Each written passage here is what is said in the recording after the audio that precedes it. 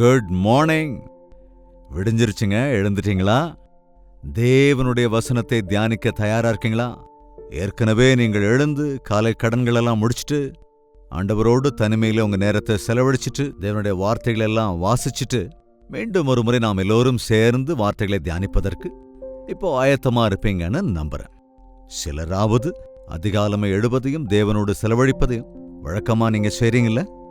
ஆனா சிலர் நைட் லேட்டா படுக்கிறது, அதே மாதிரி காலையில லேட்டா எழுந்திருக்கிறது இன்னைக்கு சர்வசாதாரணம் ஆயிடுச்சு. ஒருவேளை இன்னும் நீங்க படுக்கையில இருந்தீங்கன்னா தயவு செஞ்சு எழுந்துக்கோங்க. ஒருவேளை வேற தேசங்கள்ல இருந்து இதை பார்த்துக்கிட்டு இருந்தீங்கன்னா அல்லது வேற நேரத்துல நீங்க இதை பார்த்தீங்கன்னா, எந்த வேளையா இருந்தாலும் இயேசுவினுடைய வார்த்தைகள் நம்முடைய திருப்திப்படுத்துகிறது, நம்மை பலப்படுத்துகிறது என்பதனால வாருங்கள் ஜெபத்தோடு கூட தேவ வார்த்தையை தியானிக்கலாம். பரிசுத்தரே உம்மை ஸ்தோத்திரிக்கிறோம். மற்றொரு விசை எங்கள் இருதயங்களை சரி செய்து ஆண்டவரே எங்கள் வழிகளை எங்களுக்கு போதிக்க வேண்டும் என்று கிறிஸ்துவின் நாமத்தில் வேண்டிக் கொள்கிறோம் பிதாவே, ஆமென். தேவனுக்கு ஸ்தோத்திரம். நீங்க ரட்சிக்கப்பட்டுட்டீங்களாங்க? பேப்டிசம் எடுத்துக்கிட்டீங்களா? பேப்டிசம் எடுக்கிறது தான் ரட்சிப்பு இல்லை. மனம் திரும்பி பாவ மன்னிப்பை பெற்றது நிமித்தம் தேவனுக்கு முன்பாக இருதயத்தை நாம் சரி செய்து கொண்ட பிறகு வெளியரங்கமா ஒரு சாட்சியா எடுத்துக்கொள்வது மட்டும்தான் பேப்டிசம். மனம் திரும்பாமல் நேரில் மூழ்கி எழுந்திருக்கிறதுனால ஞானஸ்தானம் எடுக்கிறதுனால எந்த பிரயோஜனமும் இல்லை. ஆனால் ரட்சிக்கப்பட்ட பிறகு விசுவாசத்தோடு கூட நாம் ஞானஸ்தானம் எடுத்துக்கொண்டால் நம்முடைய வாழ்க்கையில மாற்றம் காணப்பட வேண்டும். இன்னைக்கு நிறைய பேர் ஆண்டவரை நம்புகிறோம் அப்படிங்கிறாங்க, பேப்டிசம் பெற்றிருக்கோன்னு சொல்றாங்க, ஆனால் வாழ்க்கையில் மாத்திரம் எந்த மாற்றமும் இல்லை. அதாவது சரீரத்தின் காரியங்கள் தான் இன்னும் அவங்க வாழ்க்கையில காணப்படுது. சரீர காரியங்கள் என்றால் கோபம், துவேஷம், பொறாமை, துராசைகள், சரீரத்தின் ஆசைகள், இதெல்லாமே சரீரம் கோருகின்ற கோரிக்கைகள். நம் தேவனுடைய பிள்ளைகளான பிறகு இவைகளெல்லாம் ஜெயிக்க வேண்டும். இவைகளை விட்டு விலகி வாழ்வோம். தேவனை சந்தோஷப்படுத்துவதற்கு, தேவனுக்கு பிரியமானவர்களாய் இருப்பதற்கு, தேவனை மகிமைப்படுத்துவதற்கு, நம்முடைய சரீரத்தை தேவாலயமாய் காத்துக்கொள்வதற்கு, இந்த உலகத்தின் ஆசைகளுக்கு இசைந்து விடாதபடி அவைகளுக்கு எதிர்த்து நிற்பதற்கு பலனுடையவர்களாய் இருப்போம். அதுதான் ஆவிக்குரிய வாழ்க்கை. அப்படிப்பட்ட ஆவிக்குரிய வாழ்க்கையில் பலப்பட வேண்டும் என்றுதான் தேவனுடைய வார்த்தைகளை தினந்தோறும் நாம் தியானிக்கிறோம். கலாத்தியருக்கு எழுதின நிருபத்திலே 5வது அதிகாரம் 16வது வசனத்திலே, பின்னும் நான் சொல்லுகிறது என்னவென்றால், ஆவிக்கேற்றபடி நடந்து கொள்ளுங்கள், அப்பொழுது மாம்ச இச்சையை நிறைவேற்றாதிருப்பீர்கள். ஆவிக்கேற்றபடி நடவுங்கள், அப்பொழுது நீங்கள் சரீரத்தின் இச்சையை நிறைவேற்றாதிருப்பீர்கள். மாம்சம் ஆவிக்கு விரோதமாகவும் ஆவி மாம்சத்துக்கு விரோதமாகவும் இச்சிக்கிறது. சரீரம் கோருவதெல்லாம் இந்த பூமிக்கு சம்பந்தப்பட்டவைகள், ஆவி கோருவதெல்லாம் பரத்துக்கு சம்பந்தப்பட்டவைகள்.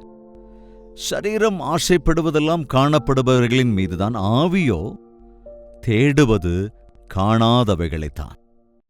நாம் காண்கிற எல்லாமே கூட தற்காலிகமானவைகள் தான். கண்ணுக்கு தெரியாத தேவனுடைய விஷயங்கள், தேவனுடைய ராஜ்யத்தின், தேவனுடைய ஆசீர்வாதங்களை நாம் பெற வேண்டும் என்றால் ஆவிக்குரிய காரியங்களின் மீது நாம் நோக்கமாயிருக்க வேண்டும். நீங்கள் கிறிஸ்துவோடு கூட எழுப்பப்பட்டதுண்டானால் பூமிக்குரியவைகளின் மீதல்ல, மேலானவைகளே நாடுங்கள் என்று வேதம் தெளிவாய் சொல்கிறது. அப்ப எந்த வகையில அந்த உலக பிரகாரமான ஆசைகளிலிருந்து நாம் விடுவிக்கப்படுவோம் என்றால் ஆவிக்குரிய பிரகாரமாய் நாம் பலப்படும் போதுதான். ஆவிக்குரியபடி பலப்படுவதற்குத்தான் தேவனுடைய வார்த்தைகள். அவர் சொல்றார், என்னுடைய வார்த்தைகளை அங்கீகரித்தால் நீங்கள் செவிகொடுத்து என் வார்த்தையை கேட்பீர்கள் என்றார். பூமியின் நல்ல பதார்த்தங்களை நீங்கள் புசிப்பீர்கள் என்றார். நாம் தேவனுடைய ஆவியின்படி வாழ்கிற போது ஆவிக்குரியவர்களாக வாழ்கிறவர்களாயிருப்போம். சரீரத்தின் இச்சைகளுக்கு இசையும் போது சரீர பிரகாரமாய் வாழ்கிறவர்களாக இருப்போம். மாம்சத்தின் காரியங்கள் என்னவென்றால் அப்படின்னு ஒரு பெரிய லிஸ்டே இருக்குங்க 19வது வசனத்துல. அவையாவன விபச்சாரம், வேசித்தனம், அசுத்தம், காமவிகாரம், விக்கிரகாராதனை, பில்லி சூனியம், பகைகள், விரோதங்கள், வைராக்கியங்கள், கோபங்கள், சண்டைகள், பிரிவினைகள், மார்க்கபேதங்கள், பொறாமைகள், கொலைகள், வெறிகள், களியாட்டுகள் முதலானவைகளே. இவைகளெல்லாம் நமக்குள் இருக்கும் என்றால் நீங்க ஒன்னொன்னா வச்சுக்கணும். கண்ணாடி மாதிரி இந்த வார்த்தைகளை உங்களுக்கு முன்னால வச்சுக்கிட்டு நீங்க இருதயத்துல தியானிக்கணும். இது தியானம் அல்லவா? நீங்கள் தியானிப்பதற்காகவே உங்களை தூண்டி விடுவதற்கு ஒரு இந்த வசன பகுதிகளை உங்களுக்கு தருகிறேன் ஆண்டவருடைய ஏவுதலின் பேரிலே. நாளெல்லாம் நீங்க இந்த வசனங்களில் உங்கள் இருதயத்தை பரிசீலித்து பரிசோதித்துக் கொள்ள முடியும். அதேபோல உங்கள் இருதயத்தை தேவனுக்கு முன்பாக சரி செய்து கொள்ள முடியும். மாம்சத்தின் கிரியைகள் என்றால் விபச்சாரம், வேசித்தனம், அசுத்தம், காம விகாரம் என்றால் சரீர பிரகாரமான இச்சைகள். இது சரீர பிரகாரமானவை. விக்கிரகாராதனை, பில்லி சூனியம், அதாவது தேவனை காட்டிலும் எதற்காவது நாம் முக்கியத்துவம் கொடுப்போம் என்றால் அது விக்கிரக ஆராதனை என்று அழைக்கப்படுகிறது. அதேபோல பில்லி சூனியம், குறி சொல்லுவது, ஜோஷியம் பார்க்கறது, இதெல்லாம். அதனால பயப்படுறது, இதெல்லாம் தான் கூடாத காரியம். பகைகள், விரோதங்கள், வைராக்கியங்கள், கோபங்கள், சண்டைகள், இதெல்லாம் ஏதோ சின்ன சின்ன நாம நினைக்கிறோம். ஆனா யார் மீதாவது நமக்கு பகை இருந்தால், விரோதம் இருந்தால், கோபம் இருந்தால், சண்டை இருந்தால், அதே போல பிரிவினைகள், மார்க்க பேதங்கள், பொறாமைகள், கொலைகள், இவைகள் எல்லாமே நம்முடைய ஆவிக்குரிய வாழ்க்கையை அரித்து போடுகிற கரையானை போன்றது. இவைகளை நாம் மேற்கொள்வதற்கு தேவனுடைய கிருபையை நாட வேண்டும். அதோடு கூட வெறிகள், களியாட்டுகள், இந்த உலகத்திலே இருக்கின்ற உலக பிரகாரமானவைகளிலே நாம் சந்தோஷப்படுவது, குடி, வெறியாட்டம், ஆட்டம், பாட்டம், மூவிஸுக்கு அநேகர் இன்னைக்கு அடிமையா இருக்காங்க. மூவிஸ்ல சாதாரணமா என்ன இருக்குங்க? ஆட்டம், பாட்டம் தானே. இவைகளிலிருந்து தேவன் நம்மை விடுவிப்பார். இப்படிப்பட்டவைகளை செய்கிறவர்கள் தேவனுடைய ராஜ்யத்தை சுதந்திரிப்பதில்லை என்று முன்னே உங்களுக்கு சொல்லி இருக்கிறேன் என்று சொல்றார். It's not an option. என்னங்க, இப்படியும் செஞ்சுக்குவேன், ஜெபமும் பண்ணிக்குவேன், இப்படியும் இருப்பேன், அதே போல பக்தியோட தேவனுடைய சன்னதிக்கும் வந்துருவேன். ஒரு நாள் பக்தி, இன்னொரு நாள் புட்டி அப்படின்னு நான் இஷ்டம் போல வாழ்ந்தேன்னா, இங்க ஒருவேளை நீங்க உங்க பக்திய, அதாவது நீங்க காண்பிக்கிற அந்த மேலோட்டமான பக்தியை பார்த்து நீங்க பக்திமான மனுஷங்க நினைக்கலாம். ஆனா தேவனுடைய ராஜ்யத்துக்கு மாத்திரம் நம்ம வாரிசாக முடியாது. அதற்கு பதிலா ஆவியின் கனியோ, அதாவது ஆவிக்குரியவர்களாக வாழ்கிறவர்களுக்குள்ள இந்த கனி இருக்கும். பொறாமை, கொலைகள், வெறிகள், கோபம், மார்க்க பேதம், இவைகள் அல்ல, சரீர இச்சைகள் அல்ல. ஆனா கவனிங்க, அன்பு, சந்தோஷம், சமாதானம், நீடிய பொறுமை, தயவு, நற்குணம், விசுவாசம், சாந்தம், இச்சையடக்கம். அன்பு, சந்தோஷம், சமாதானம், அதே போல நீடிய பொறுமை, தயவு, நற்குணம், விசுவாசம், சாந்தம், இச்சையடக்கம், இவைகள் தான் நம்ம வாழ்க்கையில இருக்கணுங்க. இப்ப சொல்லுங்க, உங்கள கிறிஸ்துவின் அன்பு இருக்கா? உங்களால உங்க சத்துருக்களை நேசிக்க முடியுதா? அட்லீஸ்ட் நீங்க உங்க தாயை தேவ அன்போடு நேசிக்கிறீங்களா? உங்கள் மனைவியை தேவ அன்புக்குள்ளாக நேசிக்கிறீங்களா? உங்கள் கணவரை தேவனுடைய அன்பில பின்பற்றுகிறீர்களா? தேவ அன்பின் அடிப்படையில நாம ஒவ்வொரு மனிதனோடும் நம்முடைய நடத்த வித்தியாசமா இருக்குங்க. தேவனுடைய அன்பால நாம் நிரப்பப்படும் போது அன்பு, சந்தோஷம், கவனிங்க, நம்முடைய சந்தோஷம் சின்ன சின்ன விஷயங்கள்ல எகிரி எகிரி குதிக்குதுன்னா அது உண்மையான சந்தோஷம் இல்லவே இல்லைங்க. சூழ்நிலை அடிப்படையில் வருவதல்ல சந்தோஷம் என்பது. யாராலும் எடுத்து போட முடியாத ஒரு ஆனந்தம், அந்தரங்கத்தில் எழுகிற ஜாய். அவைக்குரிய பிரகாரமா பலப்பட்டிருக்கிறவன் சூழ்நிலைகளின் அடிப்படையில சோர்ந்து போக மாட்டான், எகிரி குதிக்கவும் மாட்டான். ஆண்டவருக்குள்ள ஆனந்தமாக இருப்பார்கள். சமாதானம், எப்பேற்பட்ட போராட்டங்கள் வந்தாலும், எப்பேற்பட்ட பிரச்சனைகள் வந்தாலும் சமாதானத்தை காத்துக்கொள்ள முடியும். என்னுடைய சமாதானத்தை வைத்து போகிறேன் என்றார். இந்த உலகம் தருகிறபடி அல்ல, என்னுடைய சமாதானத்தை உங்களுக்கு வைத்து போகிறேன் என்று அவர் சொன்னார் அல்லவா?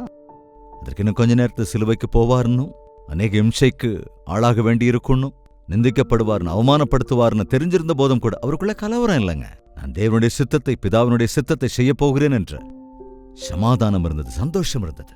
இவைகளை கொண்டிருக்க வேண்டும். நீடிய பொறுமை, தயவு, நற்குணம். தயவு செஞ்சு இதை தியானிங்க. எல்லாத்தையும் இப்ப விவரிக்க முடியாது அல்லவா? நம்ம கொஞ்சம் ஷார்ட் டைம்ல தான் தேவனுடைய வார்த்தைகளை நாம தியானிக்கிறோம். உங்களுக்குள் ஒரு ஏவுதல் வருவதற்கு, தேவனுடைய வார்த்தையை காலையிலே தியானிக்கும் போது இந்த நாள் முழுவதும் அதை தியானிப்பதற்கு ஏதுவாயிருக்கும். நீங்கள் அப்படி தியானித்தால் தேவனுடைய வல்லமையை கண்ணார காண்பீர்கள். நற்குணம், தொடர்ந்து விசுவாசம், இச்சை அடக்கம். இந்த ஒன்றை குறித்து மாத்திரம் கொஞ்சம் விவரமா சொல்ல ஆசைப்படுறேன். ஏனென்றால் இன்றைக்கு நிறைய பேர் தேவனுடைய பிள்ளைகளாய் ஆனப்புறம் கூட அவர்கள் தங்கள் ஆசையை கட்டுப்பாட்டுக்குள்ள வச்சுக்க முடியல. அதாவது நமக்கு நல்ல ஆசைகளும் இருக்கும், கெட்ட ஆசைகளும் இருக்கும். கெட்ட ஆசை என்றால் துராசை, சரீரத்தின் இச்சை, இதெல்லாம் இருக்கு இல்லையா? போஜன பிரியம், நித்துரையின் பிரியம், இவைகள் எல்லாவற்றையுமே கூட நாம ஜெயிக்க முடியவர்களா இருக்கிறோமா? கவனிங்க, இச்சை அடக்கம் என்பது சில பாவங்கள் தெரியாம இருக்குங்க. அதாவது பணம் இருக்கு இல்லையா, நம்ம கையில் இருக்கிற பணத்தை செலவழிக்கிறதுல சில பேருக்கு இன்னைக்கு கட்டுப்பாடே இருக்காது. நம்முடைய வருமானம் என்ன, நம்முடைய செலவு என்ன என்று யோசிக்கவே மாட்டாங்க. பார்க்குற எல்லாத்தையும் வாங்கிடணும், ஆசைப்பட்டது எல்லாத்தையும் செஞ்சிடணும். ஒரு நல்ல வீடு கட்டணும்னு கடனுக்குள்ள விழுந்து போயிருக்கிறவங்க, நல்ல கார் வாங்கி அதன் இஎம்ஐயை கட்ட முடியாம கஷ்டப்படுறவங்க. அதாவது இப்ப என்ன, கார் இல்லைன்னா என்னால் இருக்க முடியாதா? ஒரு வீடு இல்லைன்னா வாடகை வீட்டில் இருக்க முடியாதா? தேவன் எனக்கு எப்பொழுது எது தேவையோ அதை தருவார் என்ற திருப்தியோடு கூட வாழ்கிறவர்கள், ஆவிக்குரிய வாழ்க்கையிலே இருக்கிறவர்கள். பயத்தோடு இருக்கிறவன், எதிர்காலத்தை குறித்து பயந்து கொண்டிருக்கிறவன், எல்லா ஆசைகளையும் நிறைவேற்றிக் கொள்ள வேண்டும் என்று, அதுதான் திருப்தி என்று எண்ணிக்கொண்டிருக்கிறவன் ஆவிக்குரிய வாழ்க்கை வாழ்கிறவன் அல்ல. இச்சை அடக்கம். ஆண்டவரே, எனக்கு இச்சை அடக்கத்தை அருளை செய்யுங்க அப்படின்னு ஆண்டவர்கிட்ட என்னைக்காவது கேட்டிருக்கீங்களா? உங்ககிட்ட ₹1,00,000 கொடுத்த ஒரு பெரிய மார்க்கெட்டுக்கு போய் அங்க அநேகமா ஜொலிக்கிற, மின்னுற, கவர்ந்து இழுக்கக்கூடிய இருக்கிற வஸ்திரங்கள், வாகனங்கள், வஸ்துகள், இன்னும் நகைகள் எல்லாம் இருக்கிற ஒரு பெரிய கடை, சூப்பர் மார்க்கெட் எல்லாம் சுத்தி ஒன்னும் கூட வாங்காம ₹1,00,000 அப்படியே பத்திரமா வெளியே கொண்டு வர உங்களால முடியுமா? அல்லது கூடுதலா இன்னொரு லட்சத்துக்கு கிரெடிட் கார்டுலாம் தேய்ச்சு நினைச்ச பட்ஜெட்டை விட அளவுக்கு அதிகமா வாங்கிக்கிட்டு வர்ற நிலைமையில இருக்கீங்களா? இன்னைக்கு நிறைய பேர் அப்படித்தானே.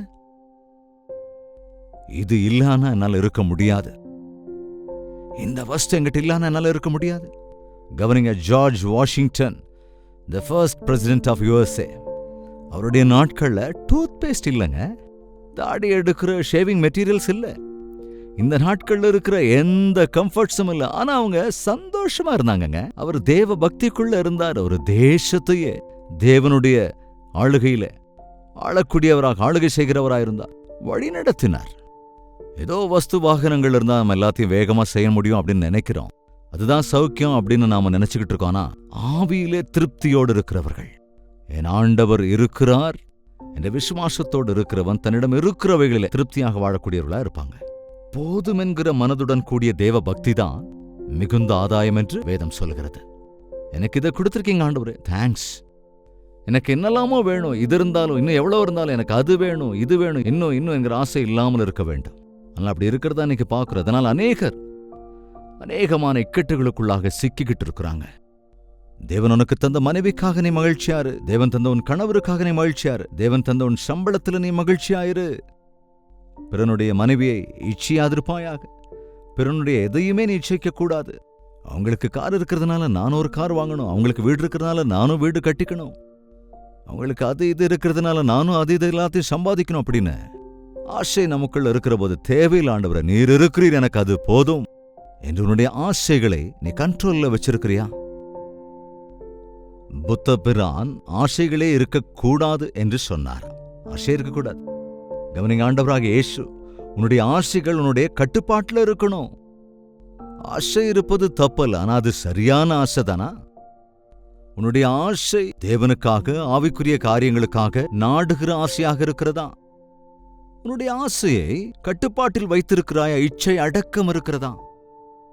நமக்கு நிறைய ஆசை வந்துகிட்டே இருக்குங்க இந்த உலகத்துல. ஆனால் அவைகளின் பின் ஓடுகிறோமா அல்லது அவைகளை நம்முடைய கட்டுப்பாட்டுக்குள் வைத்துக் கொள்ளுகிறோமா?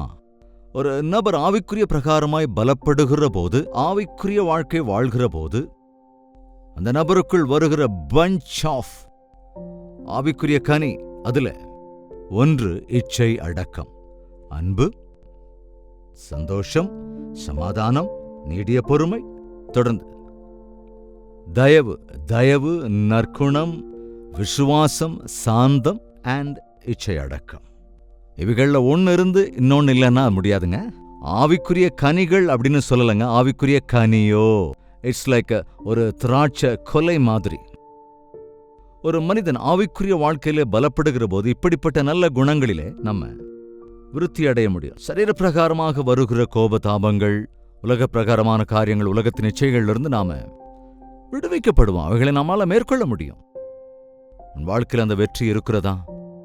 உங்கள் ஆசையை கட்டுப்பாட்டில் வைத்துக்க முடியுதா?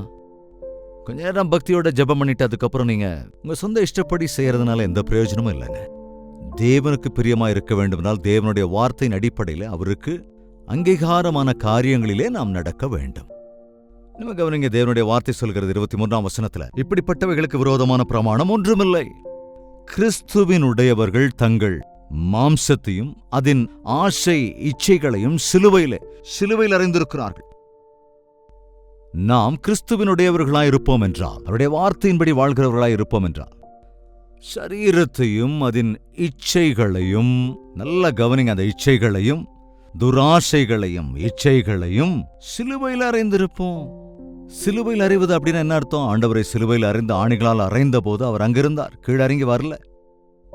நம்முடைய சரீர இச்சைகளை, நம்முடைய கெட்ட ஆசைகளை நமக்காக சிலுவையில் அறையப்பட்ட இயேசுவிலே, அதாவது கிறிஸ்து அந்த துராசைகளுக்காக, சரீரத்தின் இச்சைகளுக்காக வர வேண்டிய சிட்சையை அவர் ஏற்றுக்கொண்டார் என்று நம்புகிற போது, நாம் அவைகளை எல்லாம் ஆண்டவரே சிலுவையிலே சுமந்தார் என்று விசுவாசிக்கிற போது, என்னுடைய சரீரத்தின் இச்சைகள், என்னுடைய கெட்ட ஆசைகள், என்னுடைய பாவத்தின் பலன்கள், என்னுடைய பாவத்தின் வாழ்க்கை என்பது அங்கே இருக்கிறது சிலுவையில. எனக்குள்ளே கிறிஸ்து இருக்கிறார். நான் கிறிஸ்துவின் அன்பையும் சமாதானத்தையும் சந்தோஷத்தையும் நீடிய பொறுமையையும் நற்குணத்தையும் தயையையும் அதேபோல நான் விசுவாசத்தையும் சாந்தத்தையும் இச்சை அடக்கத்தையும் கொண்டிருக்க வேண்டும் என்பதை நாம் உணர்ந்து கொள்ளுவோம். எனவே இன்று முழங்கால் படியிட்டு ஜெபியுங்கள். இன்னும் சரீரத்தின் காரியங்கள் ஒருவேளை உங்களுக்குள் எழுமென்றால் அவைகளெல்லாம் முழங்கால் படியில் நின்று அழித்து கிறிஸ்துவின் இரத்தத்தால் கழுவப்பட்டிருக்கிறோம் என்பதா, சிலுவையில் அறையப்பட்டிருக்கிறோம் என்பதா, நான் கிறிஸ்துவோடே கூட சிலுவையில் அறையப்பட்டிருக்கிறேன், இங்கே ஜீவிக்கிறவன் நான் அல்ல, கிறிஸ்துவே எனக்குள் ஜீவிக்கிறார் என்பதை அனுபவபூர்வமாக நாமும் கூட சாட்சி சொல்லலாம், ஜெபிக்கலாம். பரிசுத்தமும் அன்பும் நிறைந்த பிதாவே, இந்த அதிகாலை தியானத்திலே யார் யார் எங்கெங்கிருந்து ஒருமனப்பட்டிருக்கிறார்களோ ஒவ்வொருவரோடும் நீங்க பேசுங்க ராஜா. தேவனுடைய பிள்ளைகள் என்று சொல்லிக்கொண்டு இன்னும் சரீர இச்சைகளுக்கே நாங்கள் இடம் கொடுத்துக் கொண்டிருப்போம் என்றால் பகைகள், விரோதங்கள், சண்டைகள், சச்சரவுகள் இந்த உலக பிரகாரமாக நடக்கிறவர்களாக நாங்கள் இராமல் ஆசைப்படுகிற எல்லாவற்றையும் நிறைவேற்றிக் கொள்ள வேண்டும் என்று கடனுக்கு ஆளாகி வழிதப்பி போய் தீங்கிலே நஷ்டத்திலே விழுவதற்கு நாங்கள் முயற்சிக்காமல் என் ஆண்டவர் எனக்கு இருந்தால் போதும் என்று திருப்தியுடனான வாழ்க்கை வாழ்வதற்கு, ஆவிக்குரிய வாழ்க்கையில மேலும் மேலும் வளர்வதற்கு எங்கள் ஒவ்வொருவருக்கும் கிருபையுள்ள வேண்டும் என்றும் இயேசு கிறிஸ்துவின் நாமத்தில் வேண்டிக் கொள்கிறோம் பிதாவே, ஆமென். நம்முடைய கர்த்தராகிய இயேசு கிறிஸ்துவினுடைய கிருபையும் பிதாவாகிய தேவனுடைய அன்பும் பரிசுத்த ஆவியினுடைய அன்யோன்ய ஐக்கியமும் சந்தோஷமும் சமாதானமும் இந்த அனுதின தியானத்தில் ஒருமனப்பட்டிருக்கிற அனைவரோடும் இன்றும் இன்னும் சதா காலங்களிலும் தங்கி தரித்திருப்பதாக, ஆமென். தேவனுக்கு ஸ்தோத்திரம். நீங்கள் எங்கெங்கிருந்து தேவனுடைய வார்த்தையை இந்த சோஷியல் மீடியா மூலமாக கேட்கிறீர்களோ தயவு செய்து லைவ் சாட்டில் உங்களுடைய பெயர் விவரங்களை தெரியப்படுத்துங்கள். லைக் செய்யவும் ஷேர் செய்யவும் மறந்து விடாதீர்கள். அது மாத்திரமின்றி உங்களுடைய ப்ரேயர் பேர்டன்ஸோ ப்ரேயர் ரிப்போர்ட்ஸோ இருந்தால் திரையில் காண்பிக்கப்படுகிற எனக்கு டெக்ஸ்ட் மெசேஜ் அல்லது வாய்ஸ் மெசேஜ் மூலமாக ஒரு வாட்ஸ்அப் அனுப்பி வையுங்கள். உங்களுக்காக தொடர்ந்து ஜெபிக்கிறோம். தேவன் உங்களை எல்லா விதத்திலும் ஆசீர்வதிக்க வேண்டும் என்றும் ஆவிக்குரிய வாழ்க்கையில் உங்களை பலப்படுத்த வேண்டும் என்றும் தேவனுடைய வார்த்தைகளை தருகிறோம். நீங்களும் டாக்டர் ஜெயபால் யூடியூப் சேனலை சப்ஸ்கிரைப் பண்ணாமல் இருந்தால் சப்ஸ்கிரைப் பண்ணிக்கொள்ளுங்கள்.